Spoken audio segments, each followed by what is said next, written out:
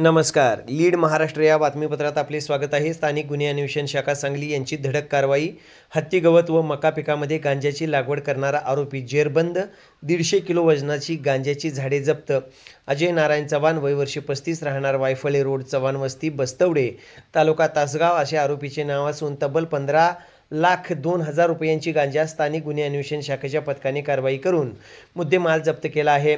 Drugs free India या संकल्पनेतून जिल्हा पोलीस प्रमुख संदीप घुगे यांनी विक्री, तस्करी, साठा, लागवड, उत्पादन करणाऱ्या इसमांच्या बाबत माहिती काढून कडक कारवाई करण्याच्या बाबत आदेश केले असून स्थानिक गुन्हे अन्वेषण शाखा यांच्याकडील पोलीस अधिकारी व पोलीस अंमलदार यांचे अंमली पदार्थ कारवाईसाठी विशेष पथक स्थापन करण्यात आलेले आहे.